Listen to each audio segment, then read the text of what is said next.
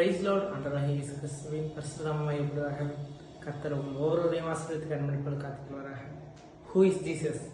What is gospel? இயேசு யார்? சுவிசேஷம் என்றால் என்ன?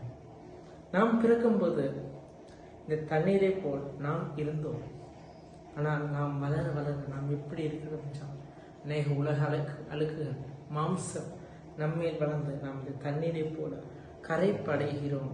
அப்பொழுதுதான் யார் வாரார் என்றால் நமக்காக ஒருவர் பிறந்தார், நமக்காக ஒருவர் அடிக்கப்பட்டார், நம்முடைய பாவங்களுக்காக அவர் சிலுவையில் தொங்கினார், 3ஆம் நாள் உயிரோடு எழுந்து மீண்டும் 2ஆம் வருகைக்கு வரப்போகிறார்.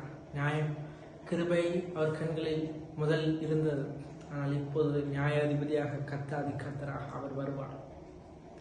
அவர் வரும்போது நாம் இப்படி இருக்க வேண்டும், இல்லை என்றால் நாம் தீர்க்கப்பட்டோம், நாம் நரகத்திற்கு தள்ளப்படுவோம்.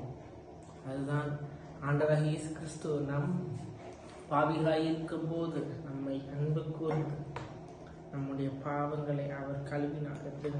ரத்தத்தை ஊற்றி ஊற்றி ஊற்றி ஊற்றி அவரை சொந்தராக ஏற்றுக்கொண்டு ஒவ்வொரு மேலும் நம்முடைய ரத்தத்தை ஊற்றினார். அதன் பிறகு தம்முடைய சமூகத்தில் அவருடைய சபையிலே வைத்து ஒவ்வொரு நாளும் தம்முடைய வார்த்தையினாலே நம்ம நிரப்புவோம்.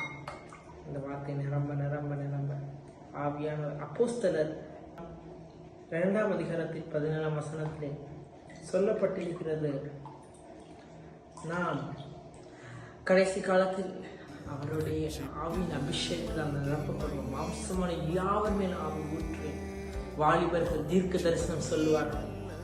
மீண்டும் அவர் நம்மை அவரோடு சேர்க்க இவ்வாறாக ஆக்கினார். இதுதான் இயேசு, இதுதான் சுவிசேஷம். தம்முடைய இரத்தத்தின் வல்லமை தேசமெங்கும் பரப்புங்கள், சுவிசேஷத்தை பரப்புங்கள்.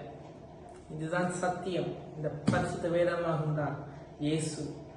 யோவான் 1:1 சொல்லப்படுகிறது, அதிலே வார்த்தை இருந்தது, அந்த வார்த்தை தேவனிடத்தில் இருந்தது, அந்த வார்த்தை தேவனாய் இருந்தது என்று சொல்லப்படுகிறது. இந்த சுவிசேஷத்தை தேசம் எங்கும் போய் நாம் சொல்லுவோம். கர்த்தர் ஒவ்வொருவரையும் ஆசீர்வதித்து கண்மணிப்போல் காத்துக்கொள்வாராக. தேங்க்யூ. God bless you.